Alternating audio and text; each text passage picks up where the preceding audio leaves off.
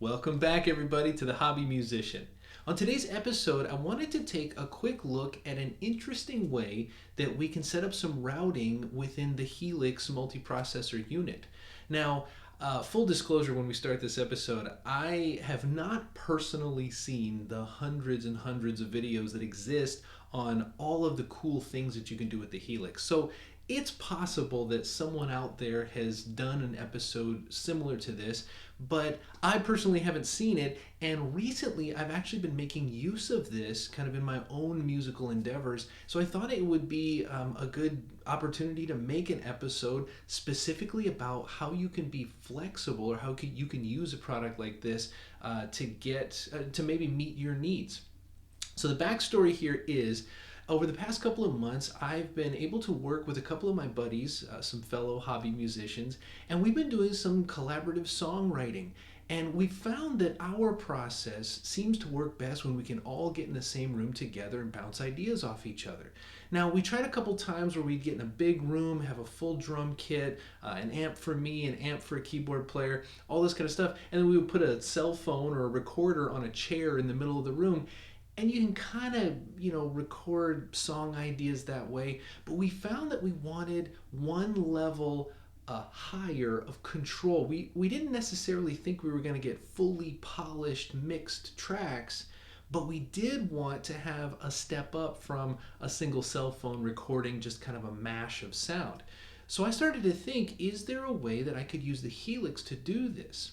Well, it turns out there was. So if you look behind me, in this tiny room, the three of us get together. The drummer brings a DTW drum pad, and he sits over my left shoulder. And then the keyboard player brings his full 88 key Roland board, and he sets up over here on the right side, and I turn around, and in the same room we all three plug into the Helix, and we use that as independent triple tracking within GarageBand, and we can actually record some fairly well leveled and mixed tracks.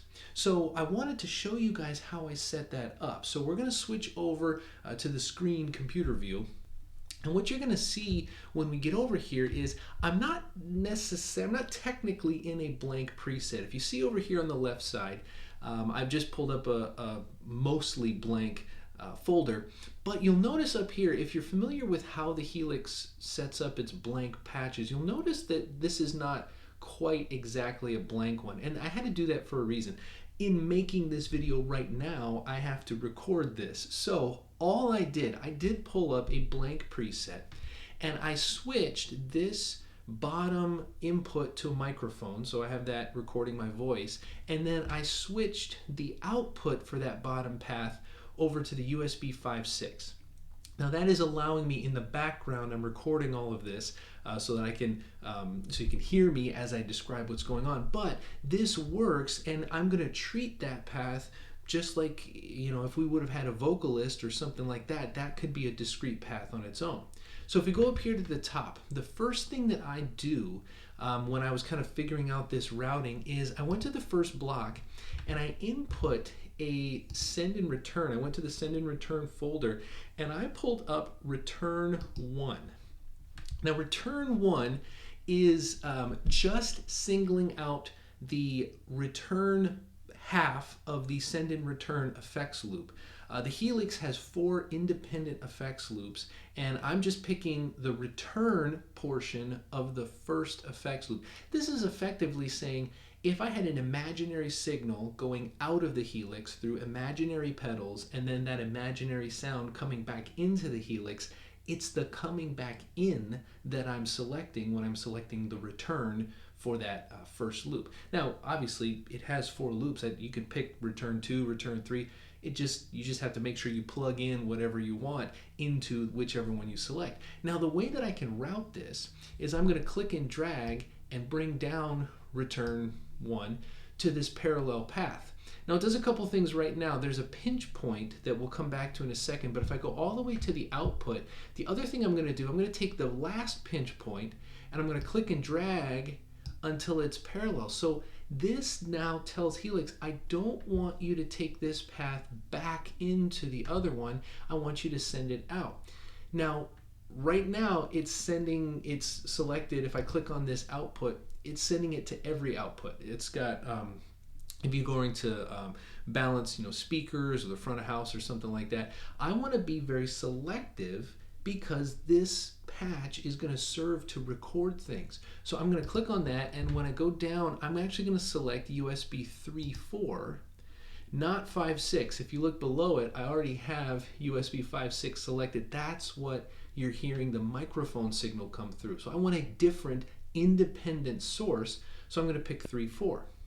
Now, we said we had to go back and do one last thing to this pinch point. If I click on that pinch point, you'll see right now you have options. You can do a Y split where you can send part of your signal one way, part of your signal, you can kind of blend it that way. Or if you go to split AB, this is a much more, to me, straightforward way. You can hard pan the signal one way or the other.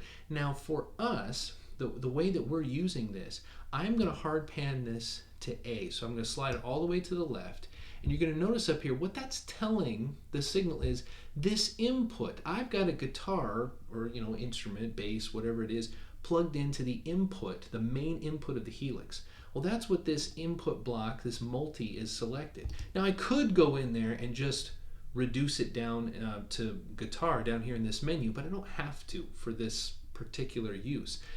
What that's saying is the guitar comes in, and as soon as it hits this pinch point, it has a choice. Does it go down path A or path B? But when we routed the entire signal to A, that chain, any notes that I play or chords on that guitar are going to run, and they're going to route entirely to path A. They're going to bypass this split, and they're not going to take that lower path. Well then, okay, what can we do? All of that signal is going to go through the top chain, and it's going to go out, again, in a discrete path. But because we're recording, I want to use Helix, the USB connection. So I'm going to select that output. I'm going to come down here and click USB 1.2.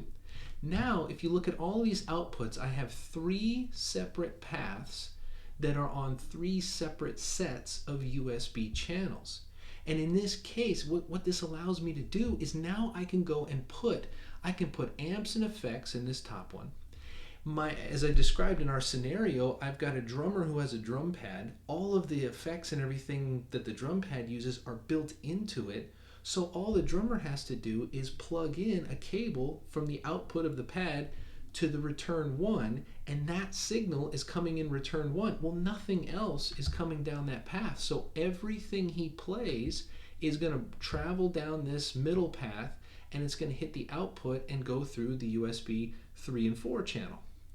Finally, currently, I said at the beginning of this, I'm using the microphone. I selected this input to be the microphone. But when we play, when we're writing songs and recording things, this is set to auxiliary. So if I go here, this is the auxiliary input, and then the keyboard player plugs in the keyboard in the auxiliary input, and it travels down in an unaffected, isolated path so that we have 3 separate outputs that go in to the board. Now, as I said before, you can go in here if you want to adapt this to one of your settings. If you have maybe 2 guitarists, or you have 1 guitarist, 1 bassist, and 2 vocalists, you might have to play with how you route these things. And if you have really effect heavy instruments, if you have 2 electric guitar players and they both need an amp, they need a whole slew of effects, you might have to be careful in which path you want those people to plug into, because just the DSP, the processing power of the Helix does have its limits, and so if you put too many effects on the top and the bottom, you might run out of space. So then you can kind of be judicious in where you select and which paths you choose to run those instruments in. Now, the last thing that I'll say over here is the USB, when the outputs are listed as 1 and 2, you still retain the ability, to the best of my knowledge, to run stereo effects. Helix only lets you go in pairs because it doesn't, you can run a stereo delay or something like that, and it will take up USB channels 1 and 2. Now later, when we switch over to show you what this looks like in the recording software, that's when you're going to be able to see um, that you might have more choice, or your recording software allows you to isolate out the USB channels. But in the Helix portion of this, as you can see on the screen, Helix is limiting us. We have to pick pairs. So taking this method, this particular way of recording, you are limited to kind of the three signal paths. Now at the end of the video, I'm just going to tweak this a little bit and show you guys what you could do to actually cheat the system a little bit and get four. But now we're going to switch over to our recording software and show you how it looks there. Okay guys, we're back, and as you can see, we're already into a recording session. And one of the things, so all I did was I just swapped over to this other view. Now I'm using GarageBand right now, but everything that we talk about really does apply to your preferred software. But I labeled these tracks here, so all you have to do is when you open up a new session, you can really just add in however many tracks you want. Now you notice here I have 3 separate tracks. And if you look down here at the bottom one, you can see my voice bouncing around here. That is because from just a second ago, we assigned the bottom signal of the patch that we made was taking the microphone out input, taking it all the way through and sending it out Helix 5/6, the 5 and 6 channels. Now if you look down here, I've got this track selected, but down here I mentioned that sometimes your software might give you a little more choice than Helix does. Well, if you look here, when I select which input this has, you can see I can actually select individual inputs. It's detecting that there's 8 inputs coming from the USB, and it would this recording software would let me choose any of them. But just keep in mind what we said earlier. Helix does pair up 1 and 2, 3 and 4, 5 and 6. Now if you're just running mono stuff, you could choose either of those 2 channels and you'll still get the signal in your recording. But as I said before, I believe that Helix is doing that because it wants you to have the option of running stereo, so it pairs 2 channels up.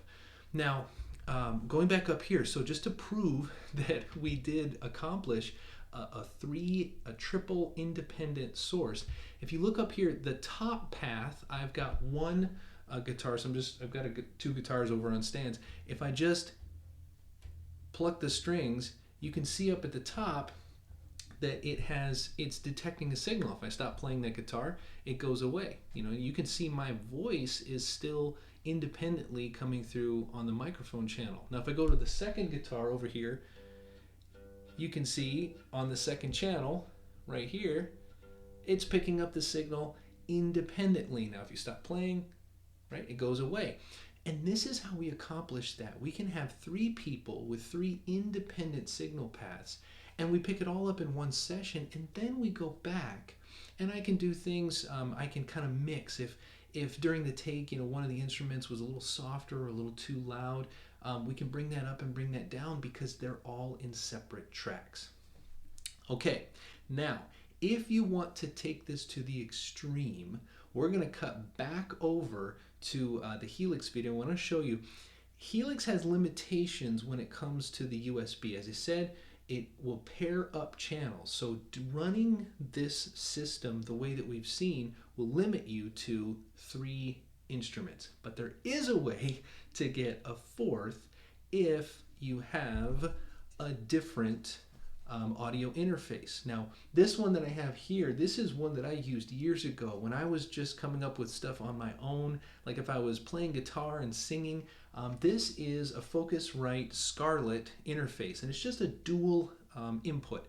So you could have, like I said, an acoustic guitar and a microphone, or a lot of times too, I would also just track multiple guitars and basses just one at a time. So I could plug in one guitar and one bass at a time, track it, switch a guitar or something like that. So for many years, this really did serve my purposes. But companies like Focusrite, and they're not a sponsor of this video, but They make really great products. They make other interfaces. Interfaces like this. You can get ones that have 4, 8, 16, 32 inputs. And using an interface with more inputs will allow you to do the trick that we're about to show back on the Helix. So once again, we're going to swap screens, and I'll see you in a minute. All right, we're back in HX Edit, and here is the last piece. We can kind of take this idea to its absolute extreme, and we can add one more signal path.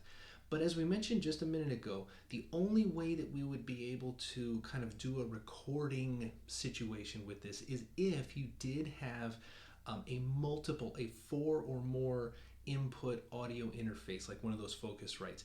We said that the reason is Helix does limit to us to pairing those USB outputs, so we can't split them any more than 3 sets of 2. But this is how you could have 4 separate outputs. Okay. We still have everything that we worked on earlier, and what I'm going to do to make a fourth thing, I'm going to go to the second signal path that we have, and I'm going to add another return block. So I'm going to put return 2, and I'm going to do the same thing we did at the start of the video. I'm going to drag it down, I'm going to click on the pinch point, and I'm going to have this split AB, and I'm going to route it all the way over to A. So once again, and I can come down here and drag the pinch point down. So now we've got, from top to bottom, I've got a main instrument input for one instrument. That's going all the way to the top. Then the second instrument or keyboard or drum pad or whatever you want to plug in is plugging in return 1. Then right now I've got a microphone. That's my third independent path. And because we also split the AB, the microphone path is all independent and isolated going through that one. And then the fourth instrument, another bass, another guitar, whatever it is you want, can get plugged into return 2. So we've got 4 isolated paths. Now, the only thing that we're going to have to do to get these to go to independent recording signals is at the end of each of these chains, I'm going to go and put in one last block. Okay, so I'm going to go back to my send and returns, and this time I'm going to go send 1. So up here at the top, my guitar is now telling Helix, I'm plugging in, I'm sending you signal. That signal is going all the way down the thing, and as soon as it hits this end, that signal is getting sent to out the send 1 output, which is on the back. Well, if I go to the second line, I'm going to put a send and return, and I'm going to go send 2. That's telling it, take whatever signal is coming in here and send it out, send 2. Same thing with actually, I'm not going to do that with the microphone because it'll cut off our audio. I'm going to skip down here, and I'm going to go send and return and go send 4. So if I put one here, we would have send 1, send 2, send 3, and send 4.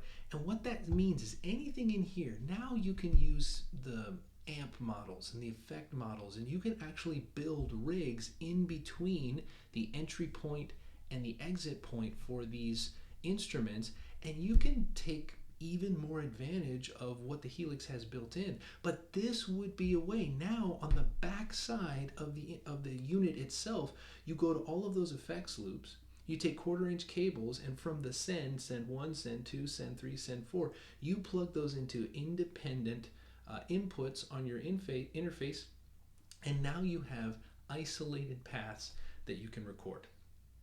So I hope you guys got something out of that episode, and if that's kind of a situation you find yourself in, or if you have variations of this, go ahead and let me know down in the comments. And as always, guys, until next time, play on, my friends. Play on.